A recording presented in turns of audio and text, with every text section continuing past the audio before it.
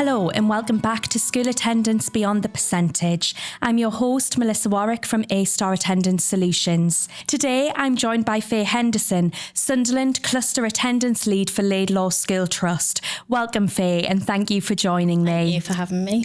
In this episode, we're focusing on something that's becoming increasingly significant across all schools right now. Emotional Based School Avoidance, or often referred to as EBSA. Alongside this, we're going to explore the wider issues of the growing perception that schools are overly focused on attendance data rather than the needs of children and their families. And we know that that's not the full picture. So today, we're going to talk openly and honestly about what's really happening, what families are experiencing, and what we can do differently. Let's start by unpacking EBSA, Faye. It's a term that we're hearing more and more. Yeah, definitely. How would you explain EBSA to somebody that maybe isn't familiar with the term? So EBSA stands for Emotionally Based School Avoidance. So basically it's an umbrella term that encompasses non-attendance at school due to an emotional reason. So whether that's anxiety, low mood, mental health, it could be to do with SEND need, but it's sort of any sort of issue that a young person is feeling that leads to non-attendance at school. Yeah. And what are maybe some of the common signs or behaviours that schools and families might notice with these students that are struggling with EBSA?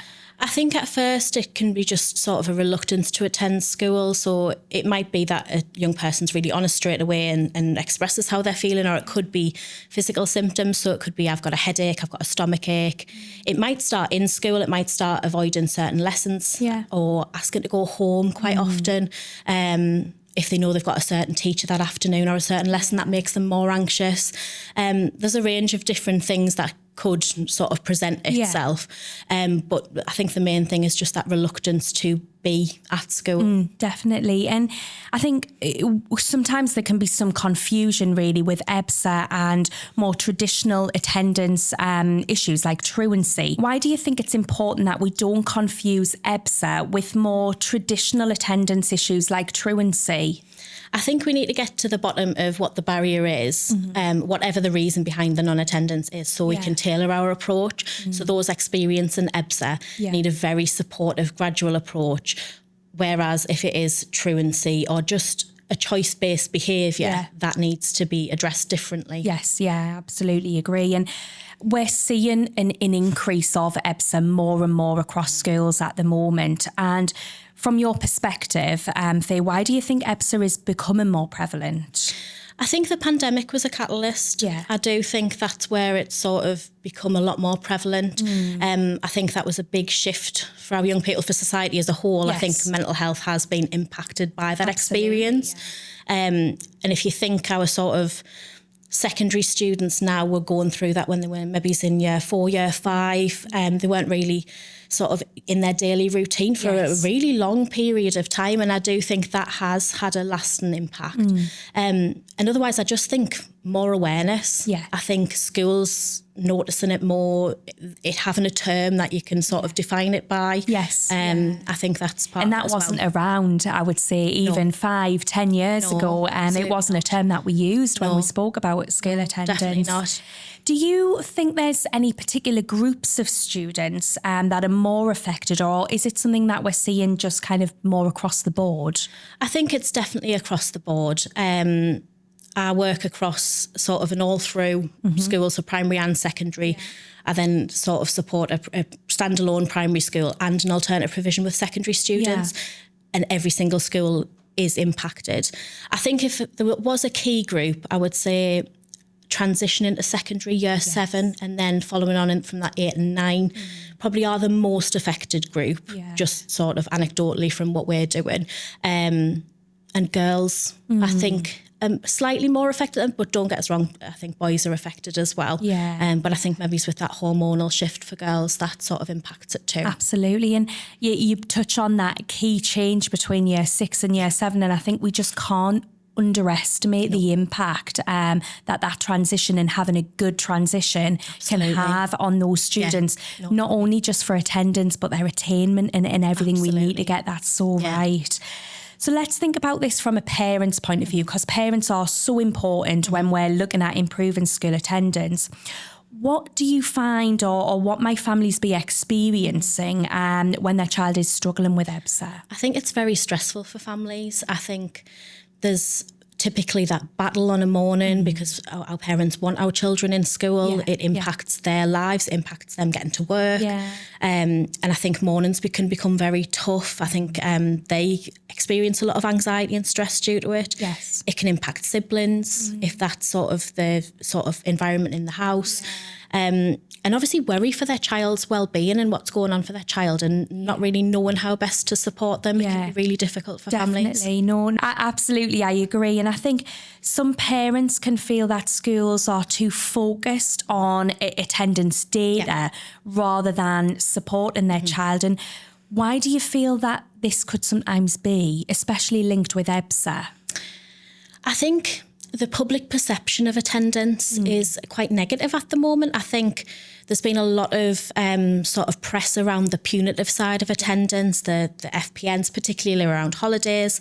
I think since the new Working Together document came in 2024, I think that's really sparked quite a negative response from parents. And I think that's sort of like the headline data, isn't it? This is the attendance, Ofsted, this is what's all talked about in the press. So I think they do feel that sometimes that all we care about is that percentage, and actually that isn't the case at all. Well, it's quite the opposite, isn't it? And I think that Working Together document for us as educators and for school staff was so positive. Oh, absolutely, yes. That it's around kind of everybody working together. But I absolutely understand media and the impact that can have is opposite for parents, definitely. And kind of from parents, how can we begin to kind of change that narrative? How can we change parents' maybe perception of how schools are working? I think it's the little things. I think it's listening to our parents. I think having those open conversations, inviting them into a meeting, but it not being from that sort of really scary, legal perspective. It is that supportive, let's work out what's going on. How can we support? And I think those parents who we have worked with in that way, their perception quite quickly changes because they see that we do care. And I think it's trying to reconnect with the community a little bit. We're looking at like coffee mornings and just that more relaxed engagement with our parents. And celebrating the positives as well. I think we have that statutory duty where we send letters that are worded quite strongly, and that has to be done. That is the way of attendance. But at the same time, we should be celebrating the wins and celebrating those improvements and just those little. And it's that balance, isn't it? Between yes, absolutely, we've got to act upon attendance concerns, but it's the way in which we do it and making sure those kind of negative are kind of counteracted by so many positives as well. And that comes to my next question, really, around balance. How do we balance the importance of attendance with the need of support of students' well-being? Personally, I don't think they're mutually exclusive. I think a big part of a student's well-being quite often is in school. And I think students who are experiencing mental health difficulties and anxiety, the isolation that comes from avoidance isn't helping their well-being. It's that vicious cycle, isn't it? And we've spoke quite a lot with sort of CAMs and other mental health professionals, and it is that vicious cycle. So if you avoid something, you get that temporary relief, and then that feeds into, actually, no, I feel safe here, I'm staying here. But schools provide a lot for a child's well-being, whether it's social, obviously their education's teaching and learning, and I think preparation for later life as well, that resilience. And I do think I totally appreciate where a parent's coming from, and I think their well-being is absolutely paramount. But I think it's that sort of balance that they're not two separate things. They are together and they're connected. Absolutely. In terms of your experience of working with parents and students that are struggling with EBSA, what are some of the most effective strategies that you've used and that you've seen for supporting those students and parents? I think exposure therapy's been quite a powerful intervention. We've worked quite a lot with Healthy Heads, who are a part of CAMS, who work in school, and it's taking a very gradual, small step approach, and it's only ever agreeing the next step or the next two steps we find works, because otherwise it just seems too scary, too big. So for those sort of really severe cases where we have students who are out of school for weeks or months at a time, it could be, right, okay, you're going to get up tomorrow morning at 8 o'clock and you're going to put your uniform on and you're going to come to the school gate. Yes. You don't have to enter the school site. You don't have to speak to anyone. You don't have to see anyone. And then the next day it might be walk up the drive. Yes. And it's always, I think it's not a one size fits all. It's very much about the individual child, their family and those barriers. But I think we would always take that small step approach and not rush it. Yeah, 100%. Because I think sometimes when students can then feel overwhelmed, where actually that one small step might feel achievable, and then they feel actually that proud, and that kind of accomplishment that they've managed to do that one step, that they might be able to take that next step rather than looking at the whole picture and thinking, well, I really can't do this. Yeah, absolutely.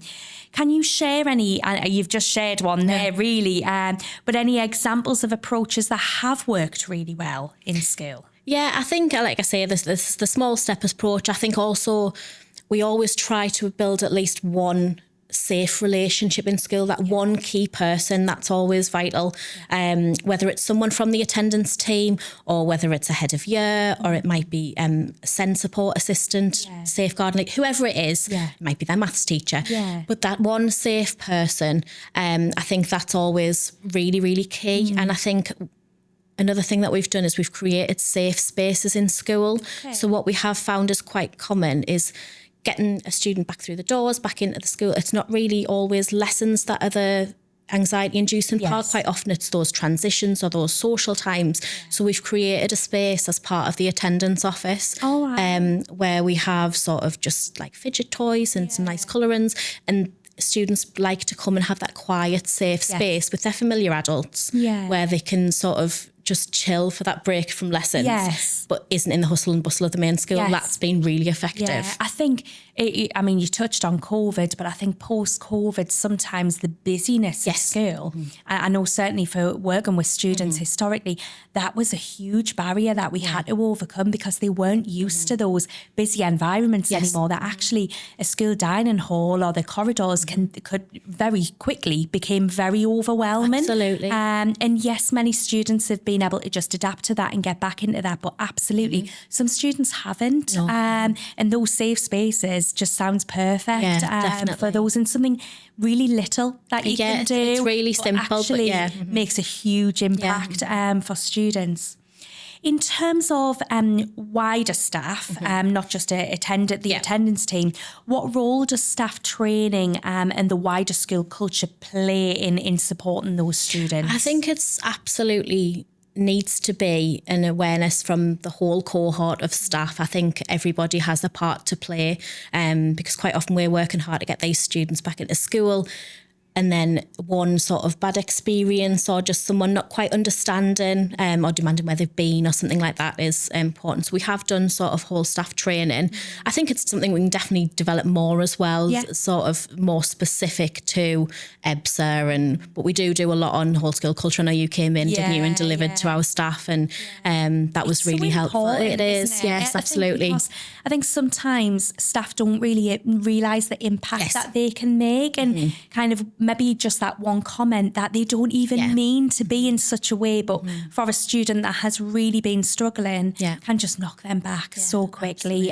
So it is really important. Like, the use of positive language is crucial, really, when we're dealing with students and their parents as well. Totally, absolutely. And I think it's something that as a trust we're taking really seriously. We've just appointed an cross-trust inclusion lead who's looking at EBSA across the trust, working alongside our trust Ed Psych. It is something that, because it's becoming more and more prevalent, we're putting more time and resource into it. And we've got to respond to it. We do, absolutely, So a big priority for many schools right now is rebuilding the trust with parents and also with that wider community that we touched on.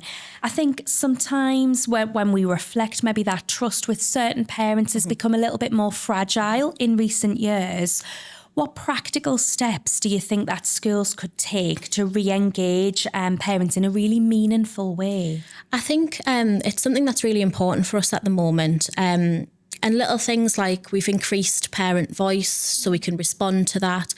I think I mentioned earlier, we're looking at sort of setting up a coffee morning and having like different teams go to that to engage with our community. And that stemmed from some work we're doing with the Pennywell Fellowship. So 2 of our schools, South Hilton and Academy 360, are part of the Pennywell Fellowship, which is linking sort of local schools, communities, businesses and parents, and really trying to sort of work on that community spirit and us all working together. And I think the work they're doing is going to be really useful in building trust for us personally. But yeah, I think it's, like I say, positive communications with our parents, not always just getting in touch when there's something negative. Yeah. And I think particularly for those parents who do get a lot of negative calls, celebrating the positives when they happen is so absolutely vital. Yeah, it is. And I think that touches really on small changes, and small changes that we can make a huge difference. And have you got any examples really of any small changes that you might have made that's had a big difference in improving the relationship with families? I think just giving them the opportunity to voice what's going on for them, finding a way to be able to communicate with them. So if we've invited them to a meeting, for example, and they haven't come, we don't just give up. We we'll go out and do a home visit and sit down with them in their environment and just give them the opportunity to listen. Because I think quite often when you're about to have a conversation with a parent, they're understandably on the back foot. Yes. And it's breaking down that barriers to allow that communication to happen, for them to say that actually we do have theirs and their child's best interest at heart. Absolutely. And I think that's made a huge difference in turning the corner within a lot of relationships with our parents. Yeah, it's really interesting because it'll be the same kind of experiences up in the northeast that people are experiencing down in the southeast. No, absolutely. And it is those little things that we can try that do make huge differences. Definitely. Before we finish, Faye, let's reflect on key messages from today's chat. So if there's one thing that you would want listeners to take away about EBSA, what would it be? I think the biggest thing for EBSA for us is early identification and collaboration with our families and children. That's absolutely essential. Absolutely. And one key message around working with parents and rebuilding trust? I think just having empathy for our parents and giving them a voice goes a long way. Absolutely. They want to be seen and they want to be heard, just as their students do. Absolutely.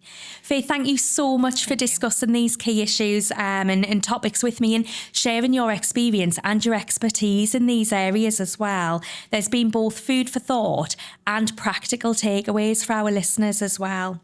And thank you to everybody listening. As always, we would encourage you to reflect on your own school practice. What's working well? What small changes could you make that could make a big difference?